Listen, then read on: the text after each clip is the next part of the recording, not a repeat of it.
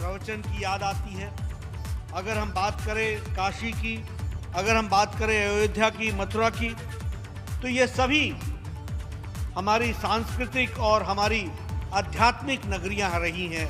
इन सब को मैं नमन करता हूं। और जब मैं काशी की बात करता हूं तो स्पिरिचुअल कैपिटल ऑफ इंडिया, ऐसी धरती से जो प्रेरणा हम सबको मिलती है, और नहीं सिर्फ देशवासियों को, दुनिया को भी लोगों को प्रेरणा मिलती है, ऐसी धरती को मैं नमन करता हूं। मित्रों, अगर मैं राजनीतिक दृष्टि से बात करूं तो मुझे खुशी होती है कि आज राजनीतिक दृष्टि से उत्तर प्रदेश एक विकास के साथ आगे बढ़ने के लिए तत्पर है और एक मोमेंटम के साथ आगे बढ़ रहा है। यह परिस्थिति हम सबको मालूम है कि इस कारण से भी आई है कि जहां हमारे यशस्वी प्रधानमंत्री काशी से जो उद्गम स्थान राजनीति का बना है, उसने नहीं सिर्फ उत्तर प्रदेश बल्कि देश की राजनीति को परिवर्तित किया है। वह भी धरती है तो उत्तर प्रदेश की धरती है। और हमारे योगी आदित्यनाथ जी, मुख्यमंत्री जी, जिस तरीके से पूरी ताकत के साथ विकास के काम में जुटे हैं, वह उत्तर प्रदेश को नई दृष्टि, नई दिशा देते हुए आगे अग्रसर बढ़ रहा है। यह हम सब लोग जानते हैं। मित्रों, मैं कई बार कहता हूं, राजनीति को अगर समझना हो तो नुकसान क्या हुआ था जब तक वह पता ना हो और याद ना हो तो फायदे का पता नहीं चलता। अगर याद ना हो कि अंधकार क्या होता है तो उजाले की कीमत नहीं होती। आप याद कीजिए, यही उत्तर प्रदेश था। आज से कुछ साल पहले यह तुष्टीकरण की राजनीति से ग्रसित था।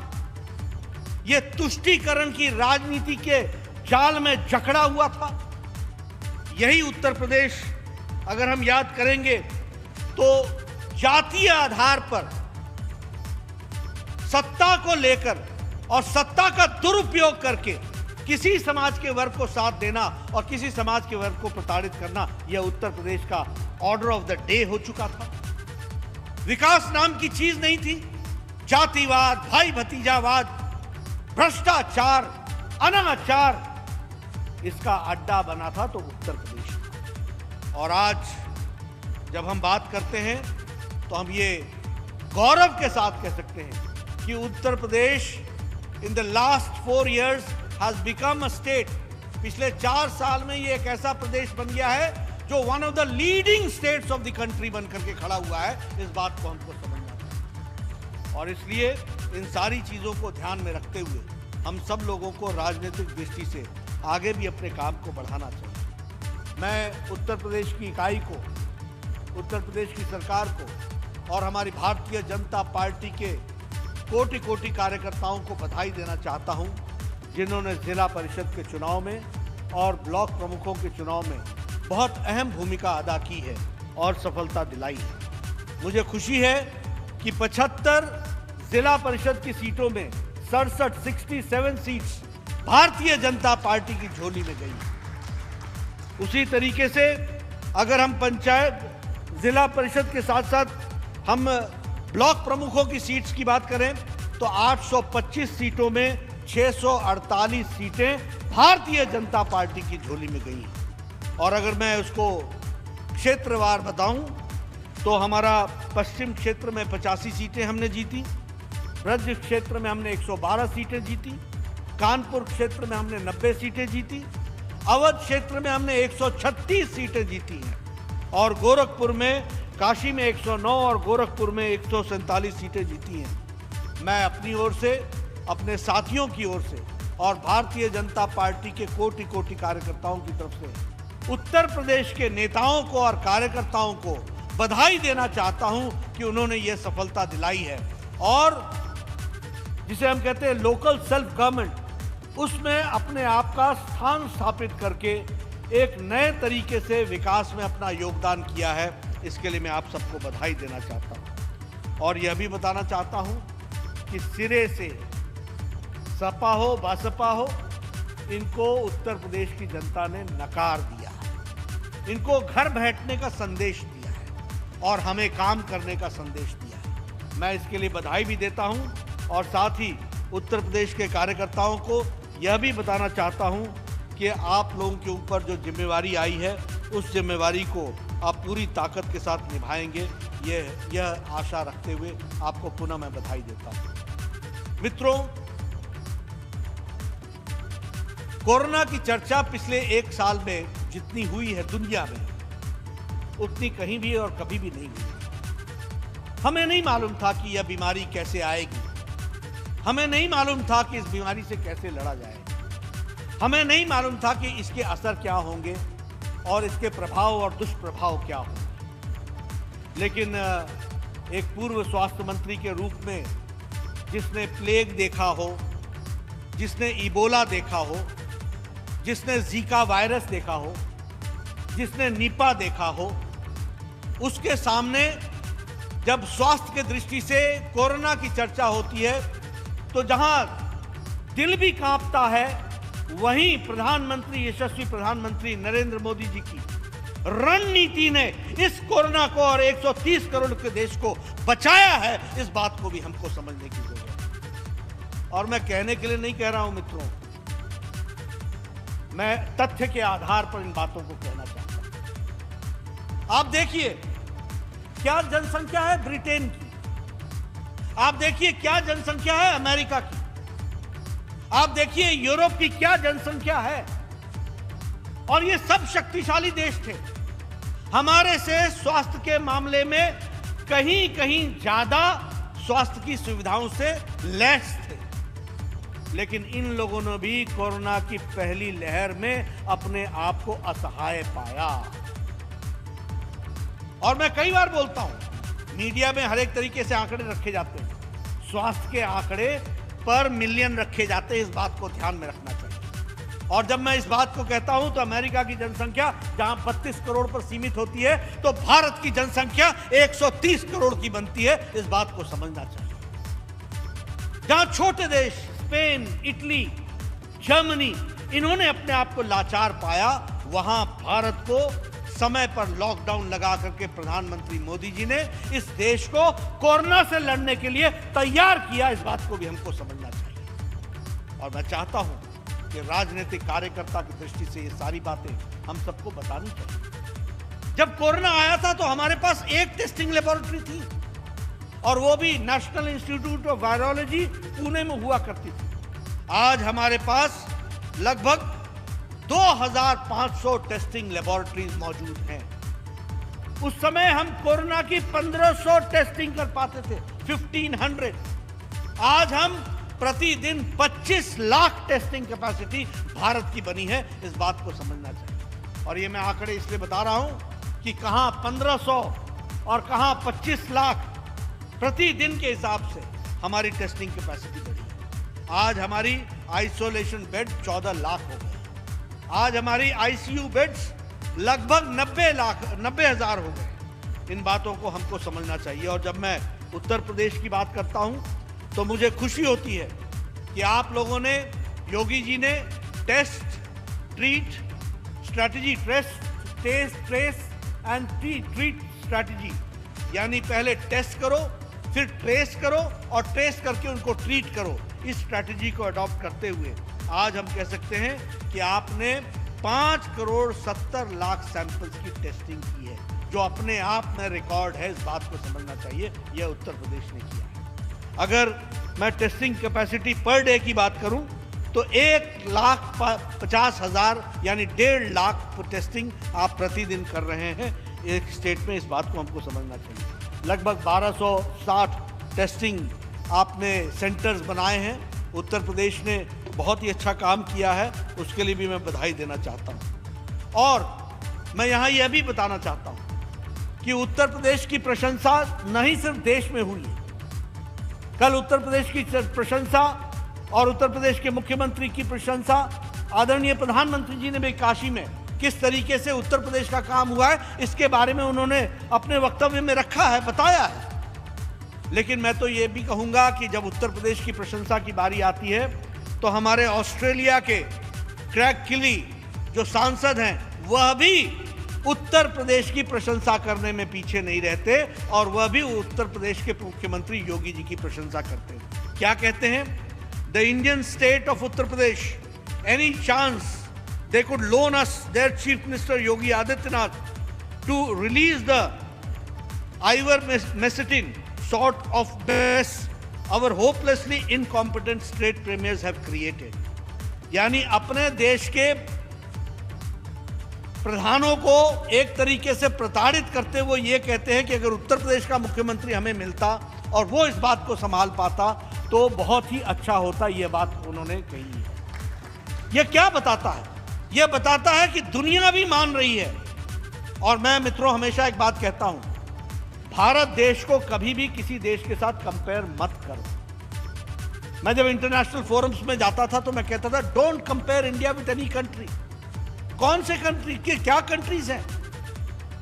किसी की जनसंख्या 15 लाख, किसी की जनसंख्या 20 लाख, किसी की जनसंख्या 1 करोड़, किसी की जनसंख्या 2 करोड़, किसी की जनसंख्या 3 करोड़, और हम 1.3 बिलियन पीपल, 130 करोड़ का देश।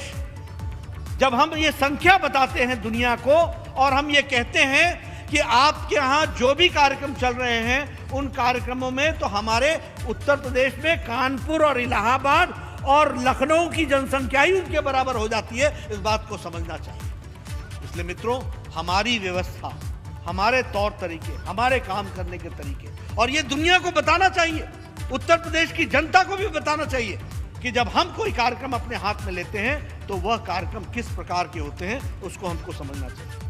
अब आप ऑक्सीजन की बात लीजिए। पिछले साल हम 900 मैट्रिक टन ऑक्सीजन पैदा कर रहे थे। पहले तो हम 300 टन पैदा कर रहे थे। इस साल अप्रैल महीने में हम 900 मैट्रिक टन ऑक्सीजन पैदा कर रहे थे। 130 करोड़ की जनसंख्या को अगर दूसरी लहर में तकलीफ आती है तो उसकी संख्या क्या बनती है? उसकी संख्या बनती है 4 लाख पर डे के हिसाब से कोरोना पीड़ित, और ऑक्सीजन की जरूरत पड़ी।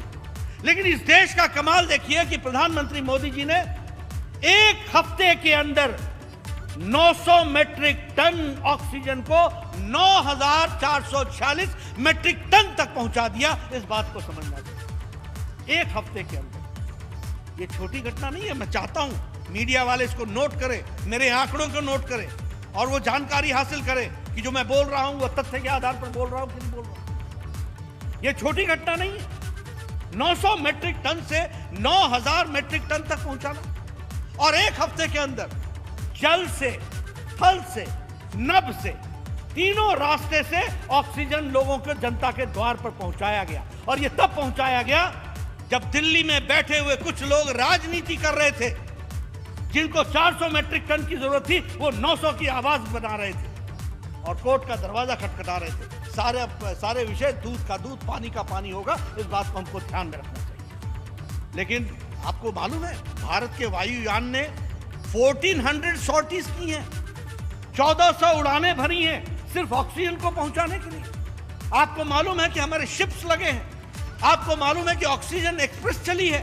और एक हफ्ते के अंदर आप बात करिए उन लोकोमोटिव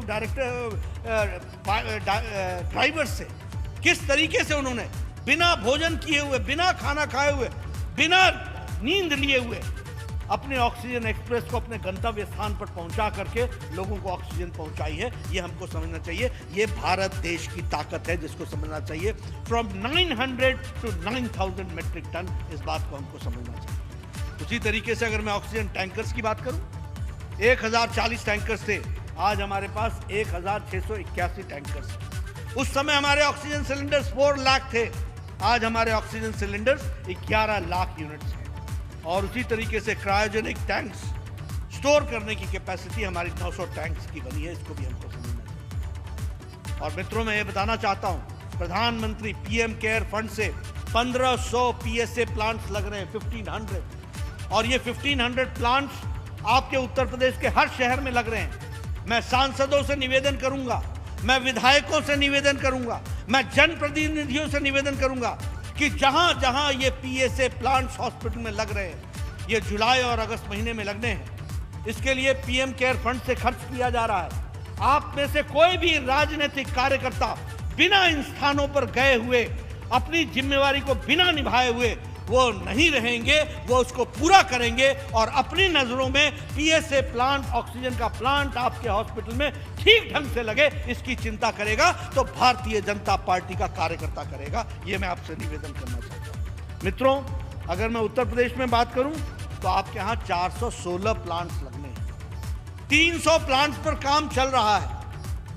मैं फिर निवेदन करूंगा अपने सभी कार्यकर्ताओं से, सांसदों से, विधायकों से, अपने हॉस्पिटल में जाकर के ये पीएसए प्लांट जो 300 लग रहे हैं, 416 लगने हैं, 300 लग रहे हैं, इसको हमको देखना पड़ेगा और इसको हमको ध्यान में रखना पड़ेगा। केंद्र सरकार ने आपको विपत्ति काल में 1000 मीट्रिक टन उस समय पहुंचाया है, आज आपको पहुंचाने की जरूरत नहीं है, आज आप सेल्फ सफिशिएंट हो रहे हैं, लेकिन इसको हमको आगे बढ़ाना पड़ेगा और उसको हमको पूरा करना पड़ेगा। 75 डिस्ट्रिक्ट्स में 81 प्लांट्स लग रहे हैं, तो इसको भी हमको ध्यान में रखना है। जो अभी काम चल पड़ा है एकदम कंप्लीट होने के कागार पर खड़ा है, इसलिए मैं चाहूँगा कि हम सब लोग उन जगहों को विजिट भी करें, सीएमओ से मिले, मेडिकल सुपरिटेंडेंट से मिले। कोई तकलीफ, कोई दिक्कत, कोई पीएसए प्लांट में लगने में हो रही है तो अपने राजनीतिक ताकत का उपयोग करते हुए, सदुपयोग करते हुए वह काम को पूरा करने में अपना काम अदा करेंगे तो अच्छा रहेगा। मित्रों, अब वैक्सीनेशन की बात पर आते हैं। मैं कई बार, देखिए मैं पूर्व स्वास्थ्य मंत्री हूं, मुझे मालूम है, इतिहास के पन्नों को हम अच्छी तरीके से जानते हैं। ट्यूबरकुलोसिस की दवा जब सारी दुनिया में पहुंच गई तब भारत में आई। चिकन पॉक्स, स्मॉल पॉक्स जब सारी दुनिया से समाप्त हो गया था तो भारत में आया और देने वालों ने कहा था हां अब हम लोग तो सफिशिएंट हो गए, आप भारतवासी इसका उपयोग कर लीजिए। मुझे याद है पल्स पोलियो भी तब पहुंचा था जब दुनिया पोलियो मुक्त हो चुकी थी, तब भारत में पोलियो का अभियान चला था। यह है कांग्रेस की देन। और वो भी पल्स पोलियो का अभियान तब चला जब स्वास्थ्य मंत्री हर्षवर्धन दिल्ली के स्वास्थ्य मंत्री बने, तो दिल्ली में वो कार्यक्रम चला था जो बाद में दुनिया का कार्यक्रम बना। यह है ऐतिहासिक सच्चाई। लेकिन यहां एक प्रधानमंत्री होते हैं भारत के, यशस्वी प्रधानमंत्री नरेंद्र मोदी, जो कोरोना मार्च और फरवरी में आया पिछले साल, और अप्रैल महीना में उन्होंने टास्क फोर्स बना करके कोरोना की वैक्सीनेशन का काम शुरू कर दिया। और पहली बार भारत 9 महीने में एक नहीं 2 कोरोना की वैक्सीन मोदी जी के नेतृत्व में तैयार होकर के खड़ी हुई। यह बात हमको ध्यान में रखना चाहिए। और उन्होंने वैक्सीन बनाई, लेकिन जहां वैक्सीन बनाई, उजाला दिया,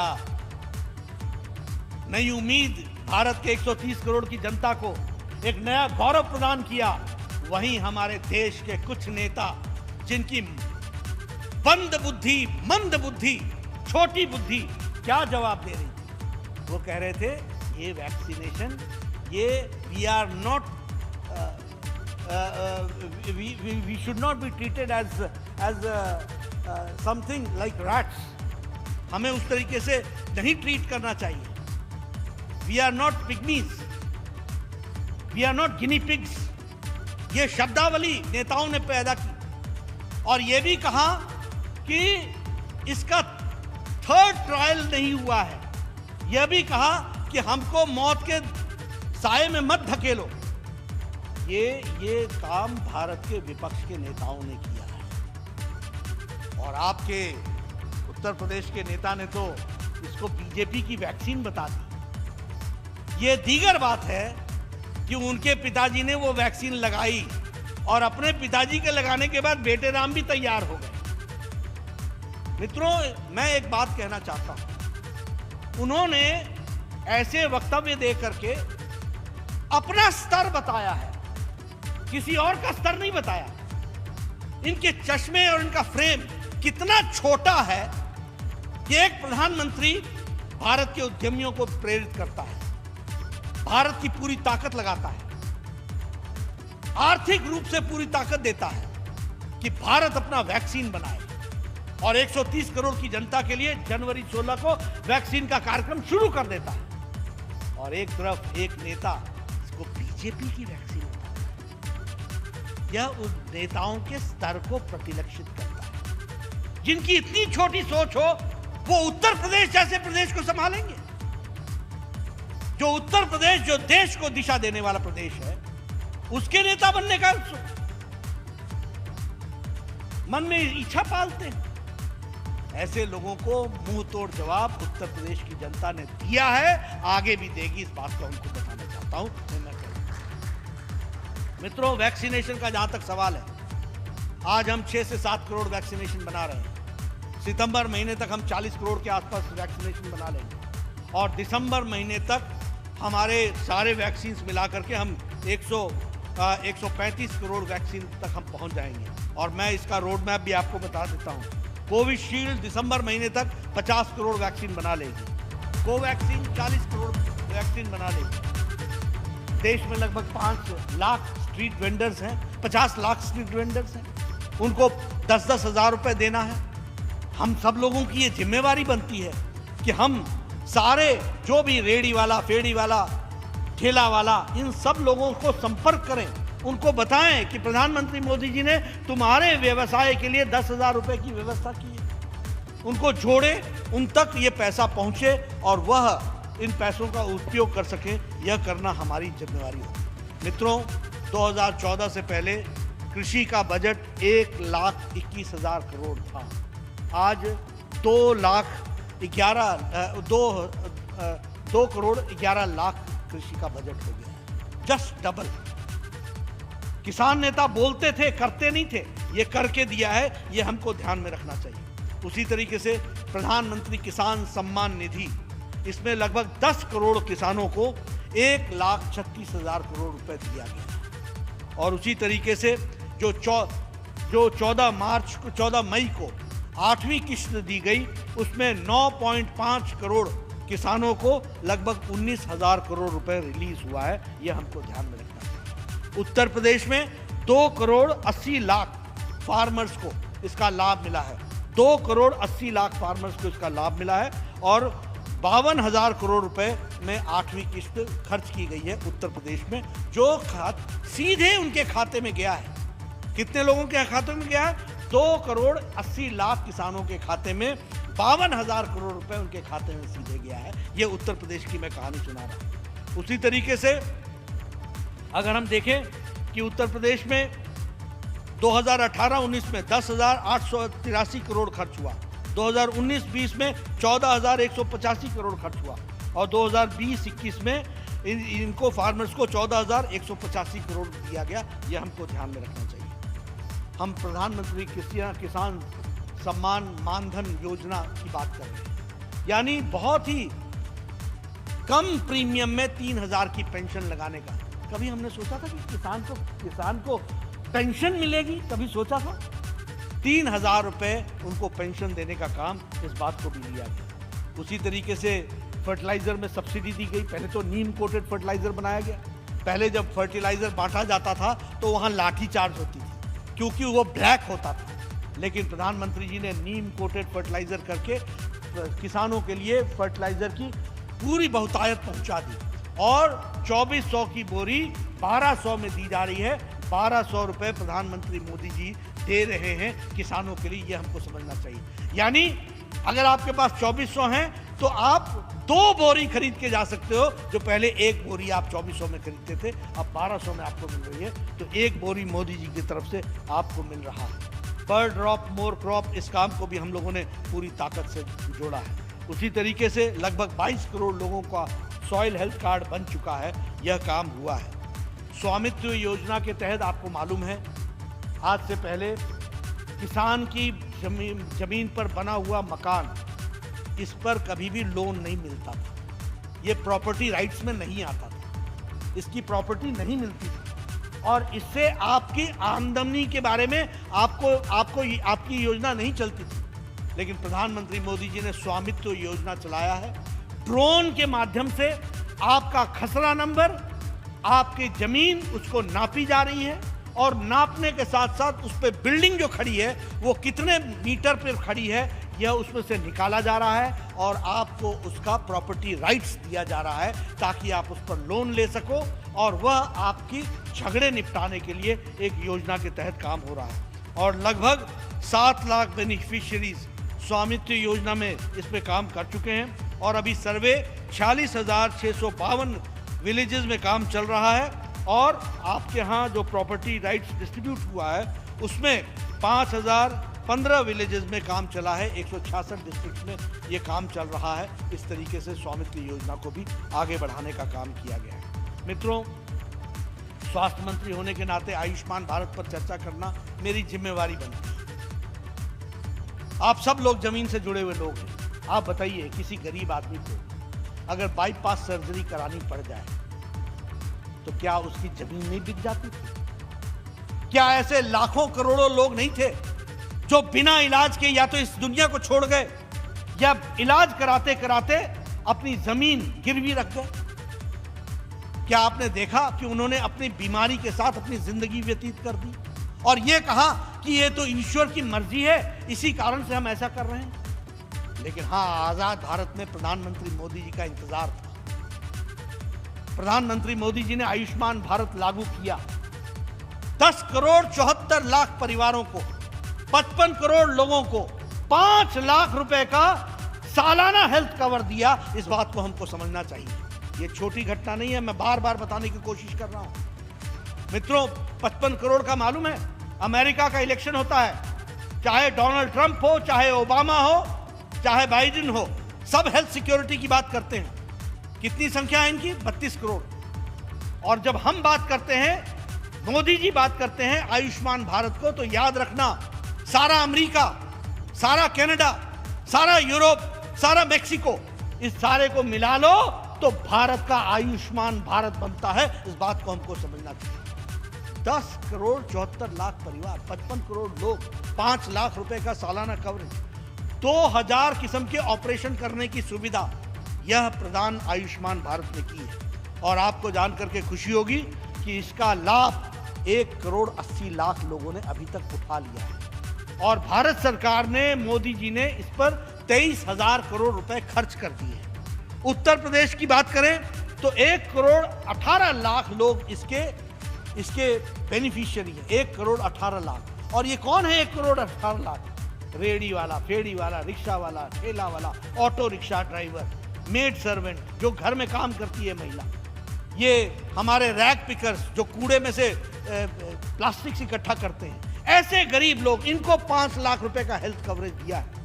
और उत्तर प्रदेश में इनकी संख्या 1 करोड़ 18 लाख है। और आपको जानकर के खुशी होगी कि 7 लाख लोगों पर यह पैसा खर्च हो चुका है और 735 करोड़ रुपए इस पर उत्तर प्रदेश में खर्च हो चुके हैं। इसके साथ साथ जो आपने अपने यहाँ पर आरोग्य अभियान चलाया, मुख्यमंत्री जन आरोग्य अभियान चलाया, वो अलग है, योगी जी ने चलाया, जिसके तहत वो गरीब लोगों को ये सुविधा पहुंचा रहे हैं। मित्रों, ये सारी बातें मैं इसलिए कह रहा हूं कि आप इसका अंदाजा लगाओ, अगर हम ना होते तो क्या होता, अगर बीजेपी नहीं होती तो क्या होता, अगर प्रधानमंत्री मोदी जी नहीं होते तो क्या होता, और क्या हाल होता भारत में, क्या स्थिति थी। और ये मैं आपसे सिर्फ 7 साल पहले की कहानी सुना रहा हूं। आज ये सारा डिजिटल है। आयुष्मान भारत में एक पैसा भी मरीज को नहीं मिलता है, सीधा उस अस्पताल को जाता है जहां उसका ऑपरेशन हुआ है। अगर मैं वैक्सीनेशन की बात करूं तो it is the largest and the fastest vaccination program जो आज चल रहा है। It is the largest and the fastest. America को पिछाड़ दिया। यूरोप का कोई देश नहीं बचा जो भारत के सामने टिक सके वैक्सीनेशन में। और अगर मैं इसको हेल्थ का प्रोग्राम कहूं तो this is the world's largest health coverage program. हमारे स्वास्थ्य मंत्री जाते हैं वर्ल्ड हेल्थ ऑर्गेनाइजेशन में, वहां चर्चा करते हैं यूनिवर्सल हेल्थ कवरेज, इस पर चर्चा होती है। छोटे छोटे देश 10 तरीके से इस पर नसीहत देने की कोशिश होती है। भारत ने आयुष्मान भारत के तहत दुनिया का सबसे बड़ा हेल्थ कवरेज मोदी जी के नेतृत्व में किया है। इस बात को समझना चाहिए। और योगी जी ने भी अपना जन आरोग्य अभियान को लेकर के उसको पूरा किया है। यह हमको समझना चाहिए, यह हमको ध्यान में रखना चाहिए। मित्रों, मैं बार बार इन बातों को इसलिए कहता हूं, देखिए राजनीति में आपके आने से फर्क क्या पड़ा, इसको जब तक आप पहचानेंगे और एहसास नहीं करेंगे तब तक आप इसको समझ नहीं सकते। मित्रों, मैं पहली बार 1998 में स्वास्थ्य मंत्री बना। उस समय जब मैं देश के फोरम पर आया करता था तो चर्चा होती थी बीमारू राज्य, और बीमारू राज्य में सबसे पहला नंबर उत्तर प्रदेश का। यह मैं आपको 1998 की बात कर रहा हूं। ये चर्चा होती थी नेशनल फोरम्स में, बीमारू राज्य, उसमें बिहार, उत्तर प्रदेश, मध्य प्रदेश, राजस्थान, इनको जोड़ करके बीमारू बनाते थे, और उसमें जो बीमारू का यू था वो उत्तर प्रदेश के लिए था। ये हमने देखा है, सुना है। आज जब मैं आपके साथ चर्चा करता हूं तो मुझे खुशी होती है ये बताते हुए कि आपका जो बजट था, जो 2 लाख करोड़ रुपए 2014 में था, वो आज बढ़ करके 5.5 लाख करोड़ हो गया है। ये परिवर्तन आया है पिछले 4 साल के अंदर।